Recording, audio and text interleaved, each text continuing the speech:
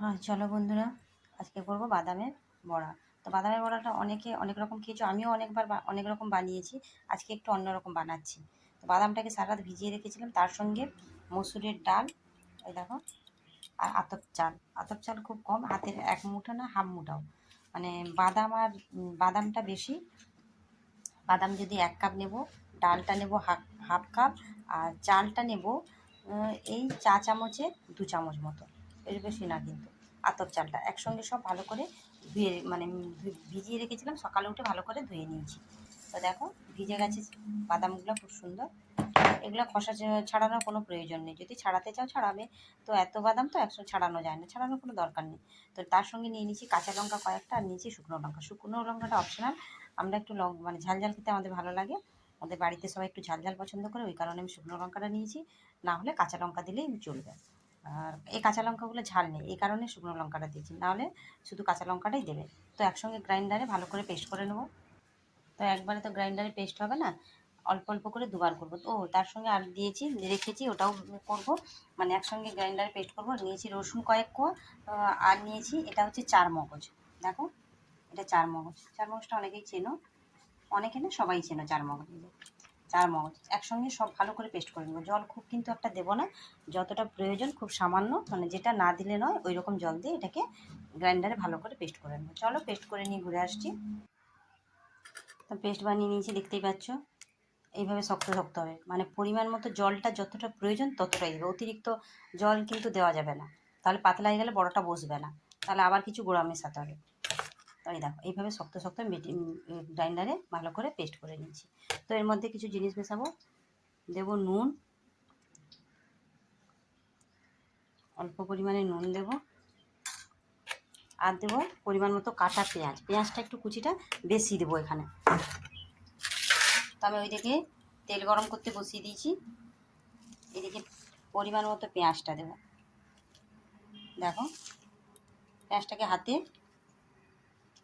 হাতে গুঁড়ো করে নিচ্ছি। এই দেখো, এই যে পেঁয়াজগুলো থাকে না কাটার পর, ওটাকে খুলে নিচ্ছি ভালো করে। আর একটা জিনিস দেবো এখানে, কিন্তু তোমরা ডিম মেশাতে পারো, একটা ডিম মেশাতে পারো। আমি ডিম মেশাচ্ছি না, তবে ডিমটা মেশালে কি জানো, গরম গরমই খেতে হবে, আর ঠান্ডা হয়ে গেলে ভালো লাগবে না। তো আমি ডিম মেশাচ্ছি না। যদি ডিম না মেশাও তাহলে 1 চামচ পোস্ত দেবে, আর যদি ডিম মেশাও তাহলে এই পোস্তটা দেওয়ার কোনো প্রয়োজন নেই। তো এবারে ভালো করে একসঙ্গে মাখিয়ে নেব, সুন্দর করে মাখিয়ে নেব, হাতেই মাখাবো। তো সুন্দর করে মাখিয়ে নিয়েছি। পোস্তটা দিলে কী হয় জানো জানো তো, মুখে লাগবে। যদি না দাও না দেবে, কিন্তু এখানে পোস্তটা দেওয়া জরুরি, মানে পোস্তটা দিলে তার বড়াটা একটা আলাদা ইয়ে আসবে, খাওয়ার সময় মুখে লাগবে, গোটা পোস্তটা ভালো লাগবে। তো আমি বড়াগুলো ভেজে তুলে নিচ্ছি, আর তোমরা প্লিজ কে কোথা থেকে দিচ্ছ একটু জানিও কমেন্টে। এই তাওয়াটা অনেকদিন পর বের করলাম। এই তাওয়াটা আমার বর এনে দিয়েছিল 50 টাকা দিয়ে, ফেরিওয়ালার কাছে যে বিক্রি হয় না গাড়িতে গাড়িতে, এই তাওয়াটা বিক্রি হয়েছিল। আর তাওয়াটা খুব সুন্দর জানো, মাটির তাওয়া, গ্যাসে বসে, অনেকদিন পর ব্যবহার করলাম তাওয়াটা। এই বড়া টড়া ভাজতে খুব ভালো। তো তোমরা যদি ফেসবুক থেকে দেখে থাকো পেজটা ফলো করে নিও, আর ইউটিউব থেকে দেখলে চ্যানেলটা সাবস্ক্রাইব করে নিও। এইভাবে সঙ্গে থাকো নতুন নতুন ভিডিও পেতে।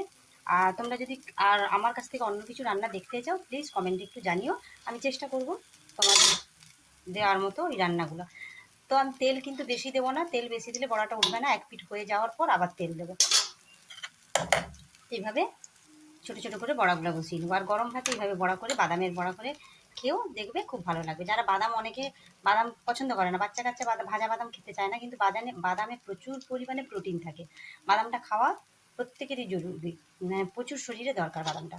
তো বাদামটা অনেকে বাচ্চা কাচ্চা খেতে চায় না, যদি না খেতে চায় এইভাবে যদি বড়া ভেজে দেওয়া হয় গরম ভাতে, ডাল আর বড়া ভাজা, তাহলে সত্যি খাওয়া হয়ে যাবে সুন্দর। তো একবার ভেজে খেয়েও। তো আমি তোমাদের সঙ্গে গল্প করতে করতে বড়াটা ভেজে নিই।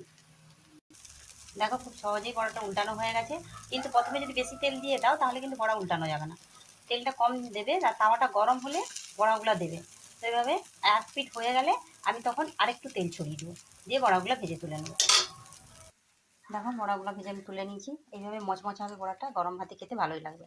তো হ্যাঁ, আমি হলুদ ব্যবহার করিনি, তোমরা যদি হলুদ চাও তাহলে একটু কালার আসবে।